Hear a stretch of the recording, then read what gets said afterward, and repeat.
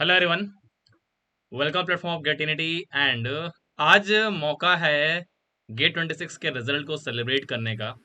अपने टॉपर से उनकी प्रिपरेशन स्ट्रेटजी एंड साथ में उनके थॉट प्रोसेस एंड सबसे बड़ा चीज़ था कि उनको ऐसा क्या था जो कॉन्टिन्यूसली मोटिवेट करके रखा और इस टॉप रैंक तक उनको लेकर के आया। तो आज हमारे साथ सेशन में है रूपायन डे और अर्घदीप घोष, जो 2 रैंक होल्डर हैं और उन्होंने इस मुकाम को हासिल किया है अल्टीमेटली अपने हार्ड वर्क से और कहीं ना कहीं एक बेहतरीन डेडिकेशन के साथ में। तो फर्स्ट ऑफ ऑल मैं वेलकम करना चाहूंगा सैलेन सर का। Sailen sir, welcome the session. Thank you sir. And Rupayan and Argadeep, first of all, very congratulations to both of you for securing such a great rank. Thank you, sir. Thank you so much. Thank you, sir. So guys, आप लोग को मैं बता देता हूँ कि Argadeep AIR 29 and Rupayan AIR 81, ये 2 digit के रैंक। एंड सबसे बड़ी चीज, अगर मैं आपको इनके कॉलेज का नाम बताऊंगा तो लेगेसी कंटिन्यू हो रही है पिछले 4 सालों से। और ये दोनों बिलोंग करते हैं जादवपुर यूनिवर्सिटी से, जहाँ से ऑलरेडी इस बार हमारे पास में सिंगल डिजिट रैंकर को ऑलरेडी आप देख चुके हैं। तो बैक टू बैक रैंक लाने के लिए क्या कॉलेज जिम्मेदार है या साथ में आपको डेडिकेटेड वर्क करना होता है?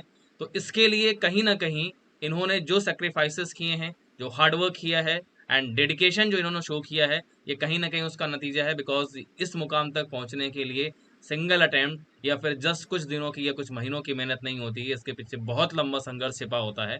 तो चलिए जानते हैं आज इन लोगों से ही कि कैसे इन्होंने इस रैंक को अचीव किया और अल्टीमेटली इनको कैसे मोटिवेट करके रखा इन्होंने। चलें सर।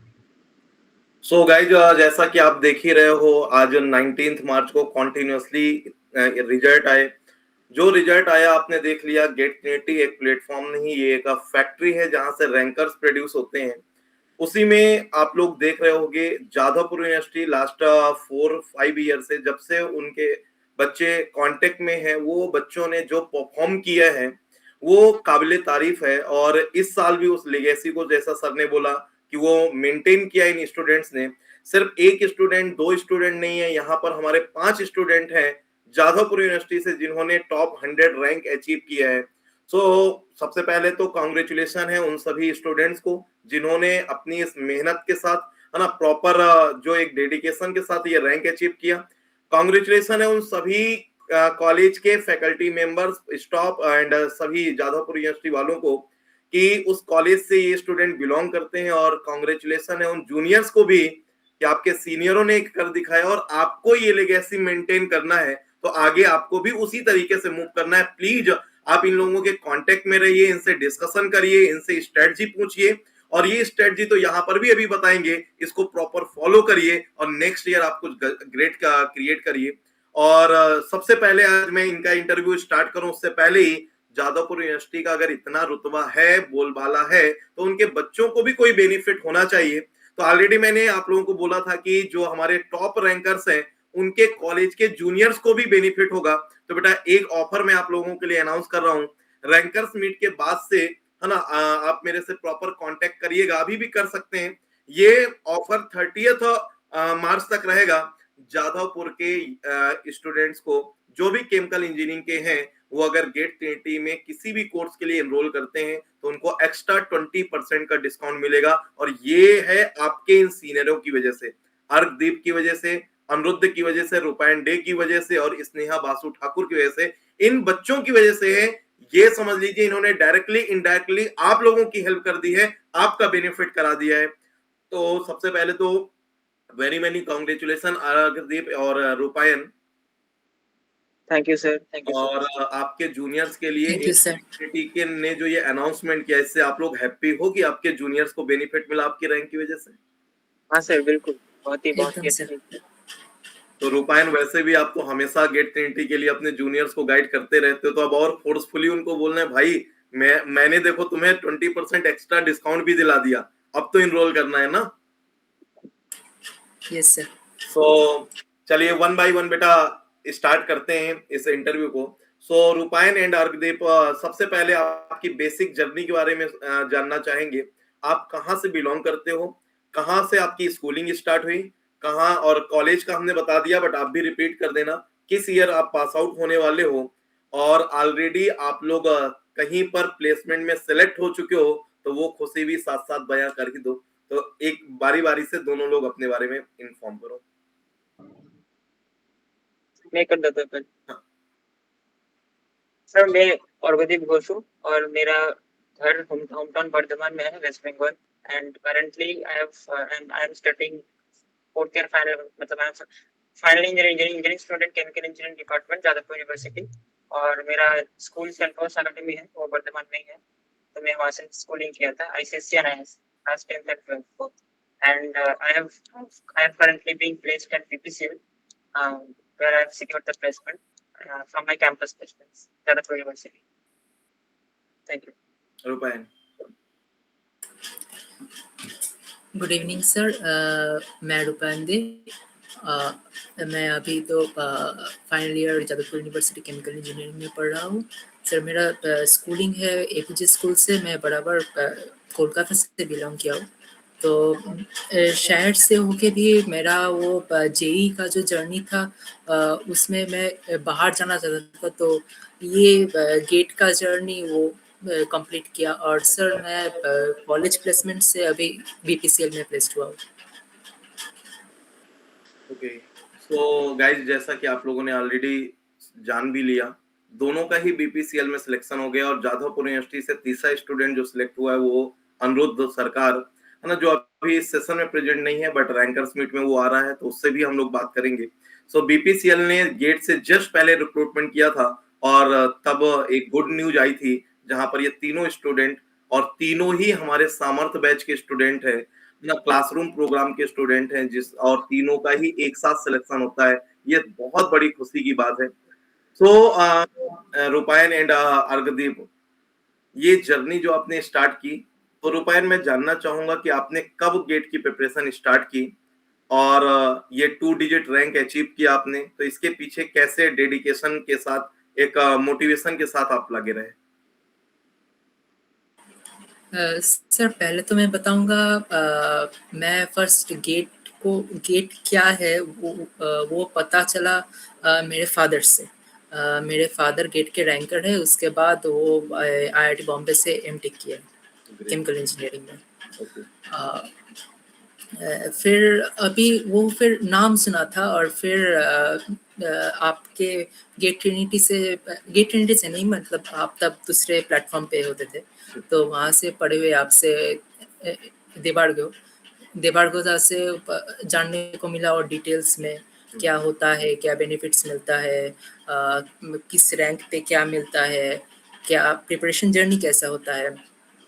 और फिर स्टार्ट किया। पहले तो वो डाउट कंफ्यूजन था कि क्या करना है, PSU में जाना है या फिर रिसर्च करियर में जाना है।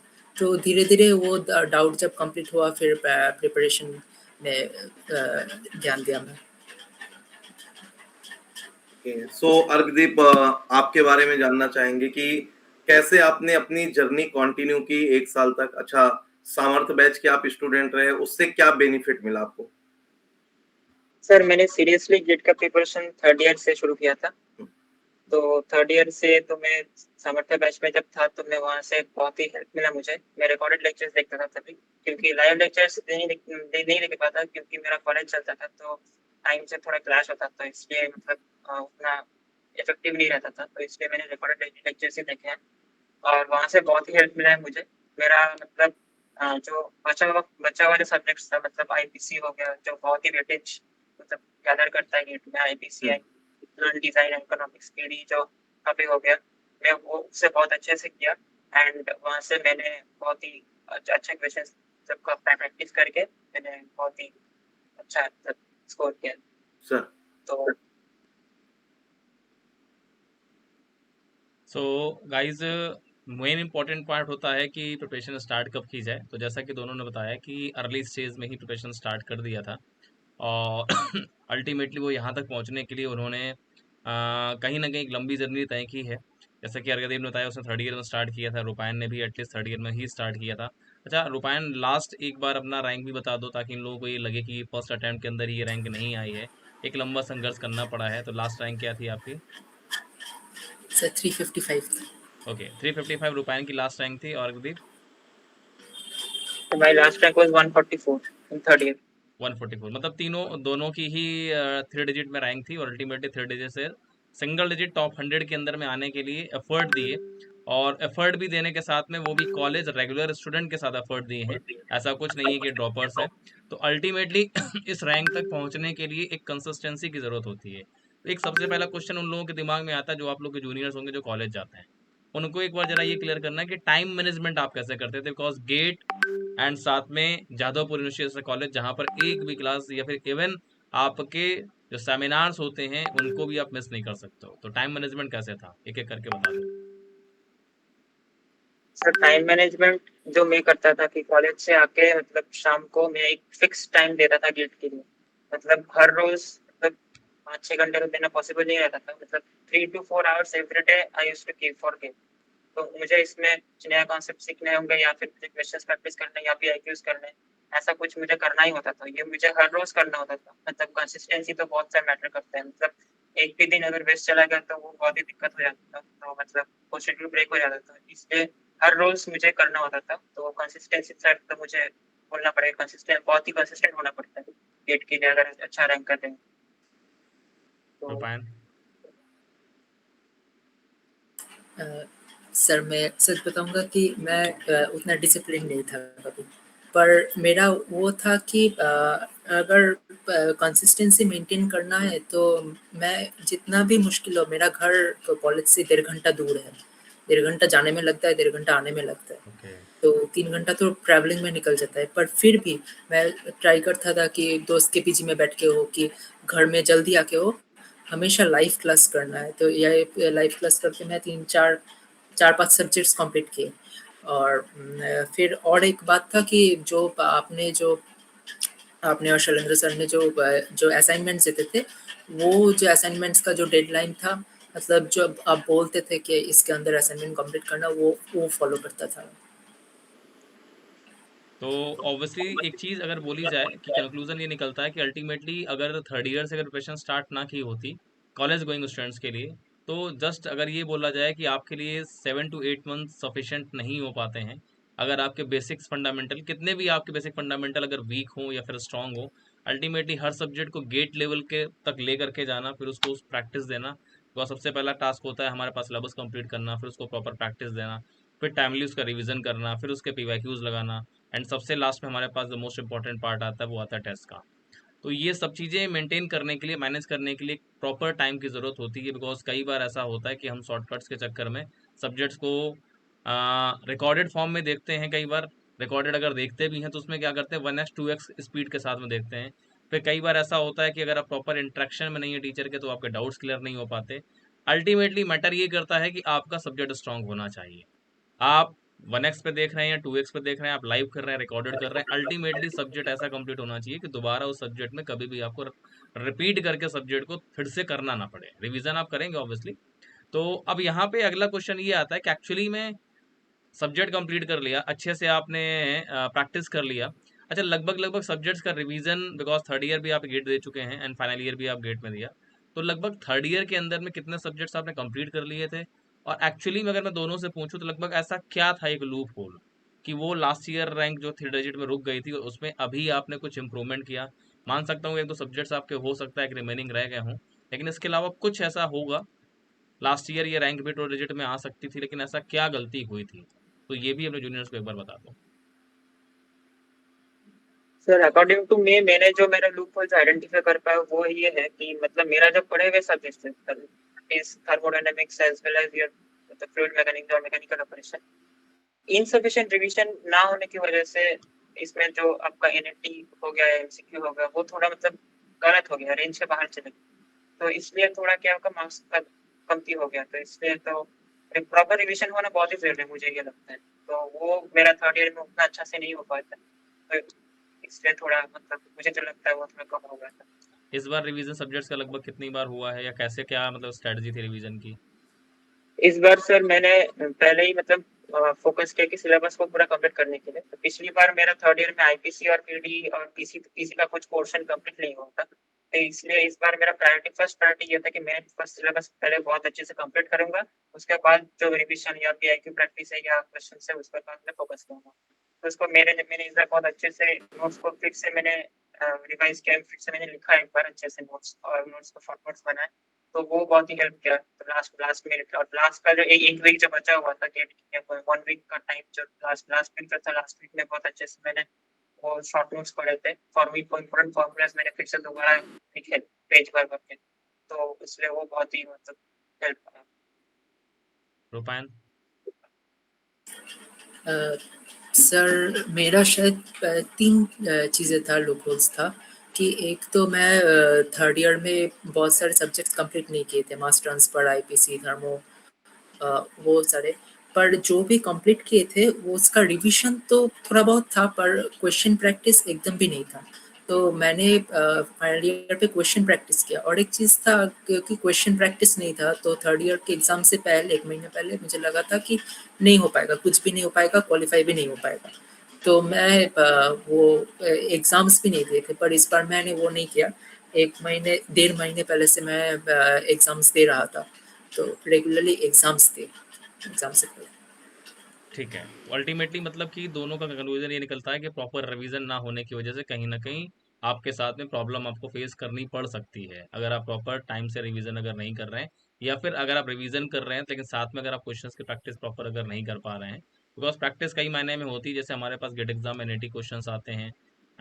अर्गदीप ने बताया कि हमारे पास क्वेश्चंस रेंज से बाहर चले जाते थे गेट एग्जाम के अंदर, ऐसा भी इश्यूज हुआ, तो ये कहीं ना कहीं अल्टीमेटली प्रैक्टिस और रिवीजन का मेन कारण होता है। इसके बाद हमारे पास अब मेन चीज़ आती है, जो सबसे इंपॉर्टेंट पार्ट होता है, वो होता है टेस्ट सीरीज का। तो लास्ट ईयर क्या आप दोनों ने टेस्ट सीरीज दी थी?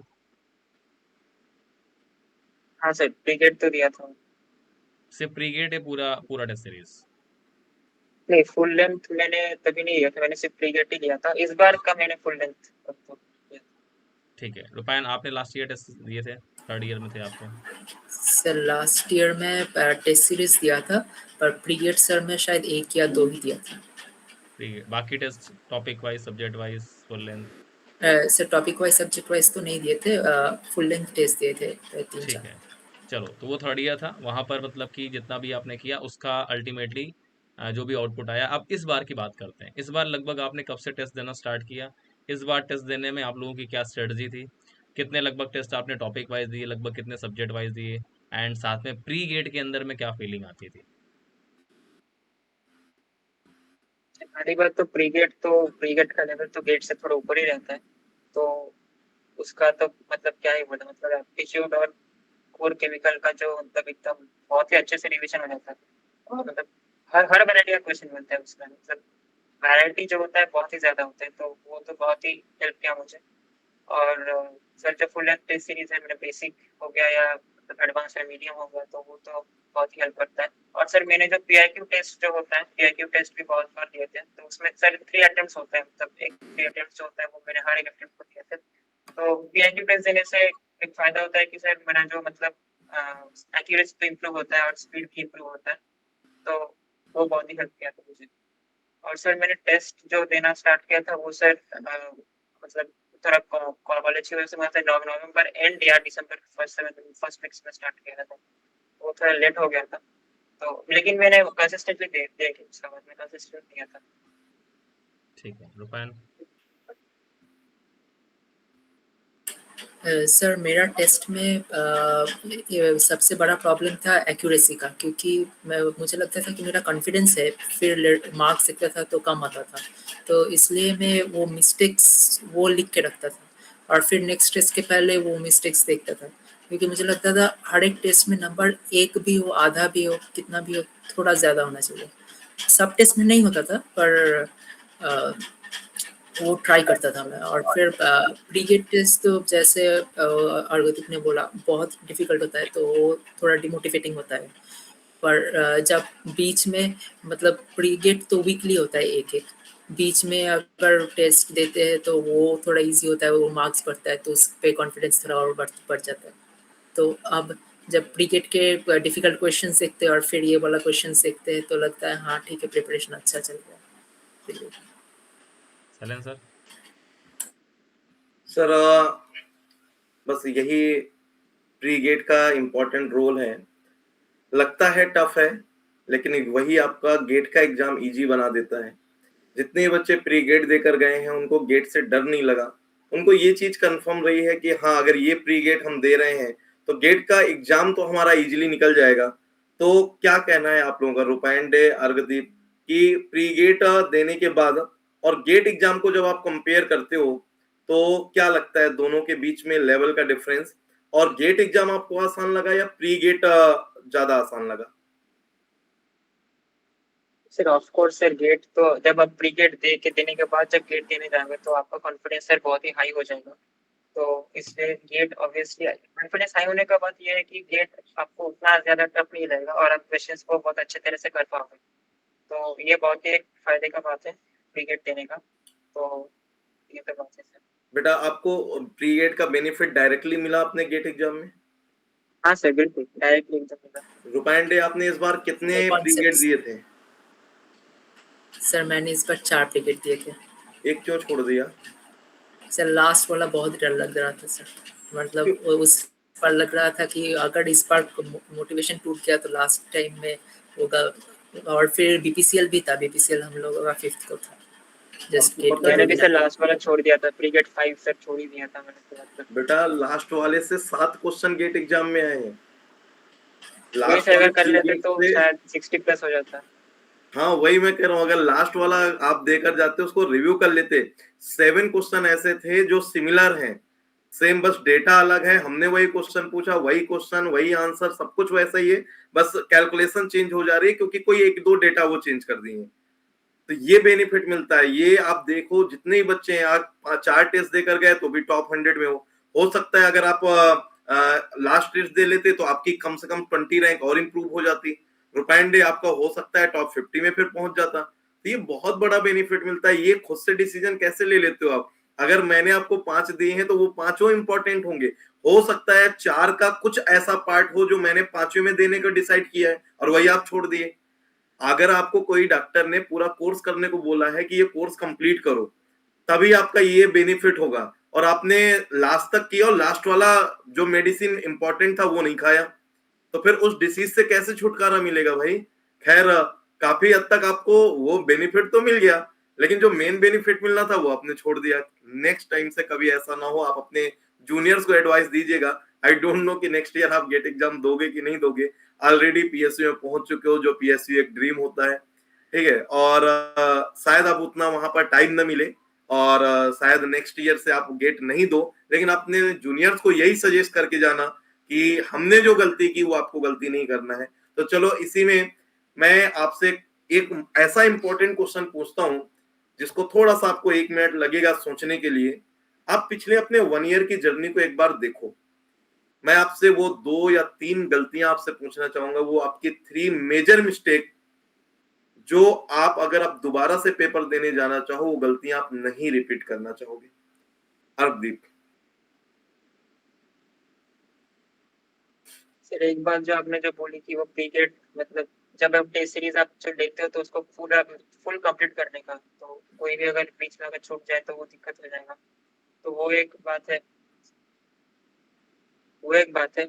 और सेकंड सर, वो मतलब थर्ड ईयर में जो मेरे साथ, जो मैंने अभी जो सर को, स्मिथ सर को मैं बोला था कि वो प्रॉपर रिविजन ना होने से, और मतलब थोड़ा मतलब प्रिपरेशन में कम तो था सर, मैं तो वो तो महसूस कर पाया, तो उसको सर मतलब एलिमिनेट करने के लिए मैं तो बात करूंगा इस बार।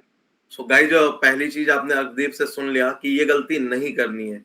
मतलब रिवीजन एक प्रॉपर होना चाहिए, आपकी कंसिस्टेंसी मेंटेन होनी चाहिए, और जो गलती एक प्री गेट छोड़ के किया वो गलती नहीं करनी है। रूपायंडे, इतनी देर में आपने सोच लिया होगा वो 3 मिस्टेक आपकी कौन सी है? सर पहली बात तो ये मिस्टेक लगा मुझे कि ये गेट से थोड़ा हटके पर गेट पे इफेक्ट किया है कि ज़्यादातर स्टूडेंट्स जो होते हैं वो सेकेंड ईयर तक वो ठान लेते हैं कि मुझे फर्दर क्या करना है कॉलेज के बाद, क्या पीएसयू जाना है या फिर प्राइवेट जॉब्स लेना है या फिर रिसर्च करना है या फिर कुछ और करना है। तो ये मैंने ठान नहीं पाया। तो इसके लिए मेरा थर्ड ईयर में कुछ टाइम गया। मैं वो एचपीएल में मेरा जो इंटर्नशिप था उस पे गया, और वहाँ पे बहुत कुछ जानकारी मिली, वो यूज़ पे लगा, पर वहाँ पर गेट के टाइम तो बर्बाद हुआ थोड़ा सा, प्रिपरेशन टाइम। तो अगर ये चीज़ें ना हो, अगर सेकेंड ईयर तक आप श्योर हो जाते हो कि क्या करना चाहते हो, तो गेट के प्रिपरेशन के लिए बहुत बहुत अच्छा है। और सेकेंडली सर, मैंने जो टॉपिक वाइज टेस्ट है वो नहीं दिए थे, तो उसके लिए मुझे लगा कि बहुत रैंक और बेटर हो सकता था। और तीसरी तो सर आपने खुद ही बताया कि वो फाइनल वाला पीरियड देना चाहिए था। Okay, so at the end बस लास्ट क्वेश्चन आप दोनों से मैं पूछूंगा कि अगर आपको मैं बोलूं कि आपकी ये जर्नी जो भी आप लोगों ने एक सिंसियर वे में, जादवपुर यूनिवर्सिटी के बच्चे काफी थोड़ा सीरियस रहते ही हैं अपने कैरियर को लेकर, सो अगर बस आपसे मैं यही पूछूं कि आप अपने जूनियर्स को क्या एडवाइस दोगे कि वो आपसे भी अच्छी रैंक अचीव करें, जो गलतियां आपने की वो गलतियां ना करें, वो आपने ऑलरेडी बता दिया। कब से उनको स्टार्ट करना चाहिए, कब से टेस्ट सीरीज देना चाहिए, पीवाईक्यू कितनी बार करना चाहिए, और आपके मन में जो ऐसी गलतियां रह गई हों जो आपको लगता हो कि शायद मैं ऐसा करता तो और अच्छा अचीव कर सकता था, क्योंकि हमेशा लाइफ में कभी ना कभी हमें अपने आप को और मॉडिफाई करने की नीड रहती है। अगर आज मैं आपकी ही बैचमेट स्नेहा बासु ठाकुर AIR 3 से भी पूछूंगा तो वो बोलती कि सर अभी 2 स्पेस और था मेरे पास, अगर मैं ये गलती ना करती या मैं ऐसा और कर लेती तो शायद मैं और अच्छा इंप्रूव कर सकती थी। तो बस वही मैं चाहूंगा कि आप अपने जूनियर्स के लिए, है ना, वो गाइडेंस प्रोवाइड करो जो गलतियां आपसे हो गई, या आप उनको जो सजेस्ट करो कब से उनको स्टार्ट करना चाहिए अपना कोर्स कंप्लीट करना, कब से टेस्ट सीरीज, और कैसे टेस्ट सीरीज क्या मिस नहीं करना है, वो सारी चीजें एक बार गाइड करो, फिर हम लोग इस सेशन को बाइंड अप करेंगे। सर अगर गेट में बहुत अच्छा रैंक चाहिए तो मुझे तो लगा कि एज सुन एज पॉसिबल, अगर जितना जितना जल्दी पॉसिबल हो उतना जल्दी शुरू कर देना चाहिए। लाइक सेकंड ईयर से अगर पॉसिबल हो तो शुरू कर देना चाहिए। तो सेकंड ईयर से जब शुरू करते हैं तो आपके पास बहुत टाइम होता है, अगर आप धीरे धीरे करते हैं बहुत अच्छे से कर पाएंगे सब्जेक्ट्स को। और सब्जेक्ट्स को पूरा मतलब सिर्फ सब्जेक्ट्स को फिनिश करने का ये मतलब नहीं होता है कि मुझे सक्सेस मिल जाएगा। मतलब उसको कंप्लीट करने के बाद टेस्ट सीरीज कीजिए, आप क्वेश्चंस प्रैक्टिस कीजिए खुद, और बहुत सारे क्वेश्चंस प्रैक्टिस कीजिए, पीआईक्यूज का क्वेश्चंस प्रैक्टिस कीजिए, मास ट्रांसफर का हो गया या हीट ट्रांसफर का हो गया, जो भी पीआईक्यूज जो क्वेश्चंस पूछे गए हैं लास्ट 10 ईयर्स या 15 ईयर्स उसका आप पूरा कर लीजिए। और सर आपने जो बोला कि टेस्ट सीरीज जो आपने लेंगे उसको पूरा कंप्लीट करने के लिए, तो उसको तो बहुत ही हेल्प करेगा सर। राइट। और सर प्रॉपर रिवीजन बहुत इंपॉर्टेंट होता है, शॉर्ट नोट्स बनाना और बहुत बहुत ही ज्यादा इंपॉर्टेंट होता है। लास्ट के जब आप एक वीक बचे होंगे तो उसमें आप शॉर्ट नोट्स ही रिवाइज करते हैं ना, पूरा पूरा किताब तो नहीं रिवाइज करेंगे, तो वो बहुत ही हेल्प होता है। रूपायन डे, आपको क्या लगता है इसके अलावा और आप क्या एडवाइस देना चाहोगे अपने जूनियर्स को?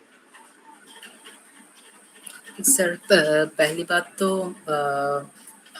आपको श्योर होना चाहिए कि आप गेट देने चाहते हो या नहीं चाहते हो। वो श्योर होंगे कैसे, कि आपको जानना है कि गेट से क्या होता है, गेट क्या होता है, गेट से फिर क्या होता है, क्या क्या मिलता है, और वो आपको चाहिए कि नहीं। तो अगर आप श्योर हो जाते हो फिर लग जाओ, फिर दूसरे तरफ मत देखो, फिर आप उस पर डेडिकेट करते हो। और सर 1 साल में हो जाता है थोड़ा बहुत, पर अच्छे रैंक के लिए 2 साल लगता है। तो सेकेंड ईयर से, जैसे अर्गदीप ने बोला, सेकेंड ईयर से स्टार्ट करना मतलब मुझे लगता है तो ज़रूरी है। स्लो लर्नर था मैं, तो लेक्चर्स देखना, उसके साथ बस लेक्चर देखने से नहीं होता, उसके साथ साथ क्वेश्चन प्रैक्टिस करना, रिवाइज करना, और फिर जो पूरे टेस्ट सीरीज़ है वो पूरे टेस्ट सीरीज़ देना चाहिए। मतलब जो टॉपिक वाइज टेस्ट है, सब्जेक्ट वाइज टेस्ट है, फिर फुल लेंथ टेस्ट है, पीवाईक्यू मॉक टेस्ट है, और फिर प्री गेट टेस्ट है, वो सब देना चाहिए। फिर आएगा सर अच्छा। तो गाइज आप लोगों ने सारी चीजें ऑलरेडी सुन ली। अब at the end Sumit sir से भी पूछ लेते हैं। सर, आपने इतने सारे इंटरव्यू लिए, आप खुद प्री गेट को डिजाइन करने के एक वो मेन स्तंभ रहे। प्री गेट नो डाउट दुनिया को पता चल गया है गेट ट्रिनिटी का प्री गेट, गेट ट्रिनिटी के टेस्ट सीरीज, गेट ट्रिनिटी का कंटेंट क्या लेवल रखते हैं और कितनी रैंक प्रोड्यूस की है। तो वही मैंने शुरू में बोला कि गेट ट्रिनिटी एक इंस्टीट्यूट नहीं है, एक ये रैंकर्स फैक्ट्री है। एट द एंड सर आपका क्या कहना है? सर अल्टीमेटली एक चीज़ है कि हम जो चिल्ला चिल्ला करके बोलते रहते हैं स्टूडेंट से कि अल्टीमेटली आपको बेटा एक चीज़ करनी होती है। हमेशा से मैं बच्चों को जब भी प्राइम कोर्स के बच्चों को ज़्यादा पता होता है एक्चुअली, बिकॉज उनके लिए कुछ स्पेशल टेक्निक्स बताई जाती हैं, तो वो ओपनली भी मैं कई बार बताता रहता हूँ कि रिपीट टेक्निक होती है, रिवीजन, प्रैक्टिस, पीवाईक्यू और टेस्ट। अगर आप इन चारों को अगर प्रॉपर टाइम पे कर ले जाते हो तो कोई दुनिया में ऐसा नहीं जो आपके रैंक को रोक सके। प्रॉपर आपको रिवीजन करना है, बिकॉज सब्जेक्ट सभी करके जाते हैं, ऐसा कोई नहीं होगा जो लगभग लगभग सब्जेक्ट्स ना करके जाए। मास ट्रांसफर, हीट ट्रांसफर, एफएमसीआरई सब पढ़ के जा रहे हैं, सबको पता है वेटेज क्या है, लेकिन अल्टीमेटली आपने इन चारों को कितना टाइम दिया है, रिवीजन, प्रैक्टिस, पीवाईक्यू और टेस्ट को। इनमें से अगर एक भी कहीं पर अगर आपका छूट रहा है तो अल्टीमेटली वो आपके रैंक को अफेक्ट करेगा।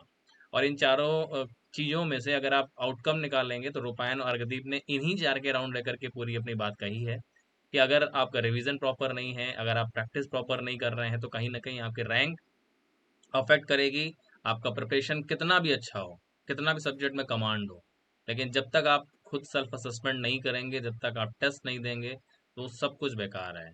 तो पहला सबसे बड़ी चीज़ अर्ली स्टार्ट, उसके बाद में प्रॉपर टाइम दीजिए, बिकॉज ये मैराथन नहीं है कि आप सिर्फ 6 महीने के अंदर दौड़ करके कंप्लीट कर लेंगे। बिकॉज 6 मंथ के अंदर उनको भी कंप्लीट करने में टाइम लगा जिनके पहले बेसिक फंडामेंटल अच्छे थे, तब भी उनको 6 मंथ लग गया। तो ये कुछ एक्सेप्शनल केस का बाई चांस कभी कभी आते हैं, अदरवाइज एक नॉर्मल स्टूडेंट, एक एवरेज स्टूडेंट की तरह अगर बात करें तो आपको टाइम चाहिए होगा प्रॉपर। और अगर आप टाइम दे रहे हैं तो उसमें सबसे इंपॉर्टेंट चीज़ होती है कंसिस्टेंसी। अर्गदीप ने ऑलरेडी बोल दिया था सर, कुछ भी हो जाए कंसिस्टेंसी मेंटेन करनी पड़ेगी। आप कॉलेज गोइंग हैं या आप जॉब करते हैं, डजेंट मैटर। एक चीज़ लाइफ में याद रखिए, आपकी प्रायोरिटी अगर गेट है तो कोई आपको रैंक लाने से रोक नहीं सकता। हो सकता है आपको 2 नहीं 3 अटेम्प्ट देना पड़े। अगर आपके जुनून है गेट में रैंक लाने का, गेट ही क्लियर करना है, तो गेट में रैंक आएगी। प्रायोरिटी आपकी क्या है? अगर आपकी प्रायोरिटी कॉलेज है, अगर आपकी प्रायोरिटी असाइनमेंट है, अगर आपकी प्रायोरिटी लैब है, आपकी प्रायोरिटी प्रोजेक्ट सेमिनार है, प्रायोरिटी फिर पार्टीज हैं, फिर फैमिली फंक्शंस प्रायोरिटीज हैं, डजेंट मैटर। फिर रैंक भूल जाइए, आप गेट को भूल जाइए। तो सबसे मोस्ट इंपॉर्टेंट पार्ट, पहली प्रायोरिटी गेट फिक्स करिए, उसके बाद सब कुछ आपके फेवर में धीरे धीरे होना स्टार्ट होगा। सो गाइज ऑलरेडी आप लोगों ने सारी चीजें सुन ली, समझ ली, और हम लोग तो हमेशा आपको गाइड करते ही रहते हैं, बट इन रैंकर्स की बात सुनना और इनसे आप ज्यादा मोटिवेटेड रहते हो और उनको प्रॉपर फॉलो करते हो, तो मैं चाहता हूँ कि अर्गदीप ने जो डिटेल में आप लोगों को सब कुछ बताया, रूपायन डे ने जो अपना एक्सपीरियंस आपको शेयर किया, उसको प्रॉपर फॉलो करिए, क्योंकि इनका ये लेटेस्ट एक्सपीरियंस है। कई बार ऐसा होता है कि हम इतने सीनियर हो चुके हैं इस फील्ड में भी, और अपने पेपर देने के बेसिस पे भी बोले, स्टूडेंट लाइफ में अब हम नहीं है, तो आपको स्टूडेंट की बात ज्यादा समझ में आती है। आपको लगता है टीचर तो बोलते ही रहते हैं, तो हम अपने एक्सपीरियंस से आपको गाइड करते हैं, और इन्होंने अपने जो अभी फील किया, फेस किया, उसके बेसिस पे गाइड किया है। गाइडेंस हम लोगों का सेम ही होता है, और दोनों का एक ही एम है कि आपको सही पाथ मिले और मंजिल तक आप आराम से पहुंचे। तो बस आप कोई भी पाथ फॉलो करिए, हमारा गाइडेंस फॉलो करिए या अपने सीनियरों का गाइडेंस फॉलो करिए, बस एक सही गाइडेंस फॉलो करिए, बहकावे में मत आइए, प्रॉपर प्रिपरेशन करिए, 12 के 12 सब्जेक्ट तैयार करिए, प्रॉपर टेस्ट सीरीज दीजिए, टाइमली दीजिए। और टेस्ट सीरीज हम लोग लॉन्च करने जा रहे हैं अभी, जस्ट रैंकर्स मीट में, है ना। ये रूपायन डे भी उस दिन प्रेजेंट होगा, उस रैंकर्स मीट में, जहां पर हम लोग टेस्ट सीरीज लॉन्च करेंगे। बस अभी से स्टार्ट कर दीजिए, अभी टॉपिक वाइज टेस्ट आपके स्टार्ट हो जाएंगे। 3 महीने 4 महीने में पूरे टॉपिक वाइज आपको कंप्लीट करने, फिर जैसे जैसे हम गाइड करेंगे आप करते जाइए। अगले साल इनकी जगह आप बैठे होंगे, आपका फेस यहाँ पर होगा, और आप अपने जूनियर्स को गाइड कर रहे होंगे। बस एक एम बनाइए कि कुछ भी हो जाए, मुझे कानपुर रैंकर्स मीट में जाना है और मुझे सर के साथ एक इंटरव्यू करना है, जिसमें मैं भी अपनी बातें अपने जूनियर्स को शेयर कर पाऊं। ये अगर आपने सोच लिया तो नेक्स्ट ईयर आप यहाँ पर बैठे होंगे और हम आपका इंटरव्यू ले रहे होंगे। बस यही हमारा तो हर साल काम है, हर साल बच्चों का इंटरव्यू लेते हैं, लेकिन कब तक आप उसको इग्नोर करोगे या प्रॉपर फॉलो करोगे, आपके ऊपर डिपेंड करता है। तो सर आज के इस सेशन को यहीं बाइंड अप किया जाए, बाकी फिर रैंकर्स मीट में और बहुत सारे क्वेश्चंस रेडी हैं पूछने के लिए। So thank you everyone. और सबसे most important thank you point sir, thank you. कि again congratulation to both of you for your thank achievement. You sir. Because यार जितनी खुशी आप लोग को हो रही होगी, इतनी खुशी आपके पेरेंट्स को हो रही होगी। आप सब जानते हैं कि अल्टीमेटली टीचर्स, जिनका सबसे बड़ा जो रिवॉर्ड है वो है आप लोग का रिजल्ट। तो उतने उससे ज़्यादा खुशी हम लोग को होती है जब आप लोग के रैंक देखते हैं, आप लोग का एक जो सेटिस्फाइड चेहरा होता है ना, आपके पेरेंट्स का जो, और अंदर से उनसे जो विशेस निकलती हैं कि एटलीस्ट यार ठीक है, टीचर्स ने मतलब अल्टीमेटली जो भी किया वो अच्छा किया। तो यही हम लोग का सबसे बड़ा रिवार्ड है, और होपफुली हम यही आपके लिए विश करते हैं कि लाइफ में आप जहाँ भी स्टैंड करो, जिस मोटिवेशन जिस एनर्जी के साथ में आपने इस एग्ज़ाम को क्रैक किया, लाइफ के हर एग्ज़ाम आप ऐसे ही क्रैक करो और आप ऐसे ही आगे बढ़ते रहो, यही हमारी विशेस है। तो good luck and thank you for joining us. Thank you thank so you much sir. Sir.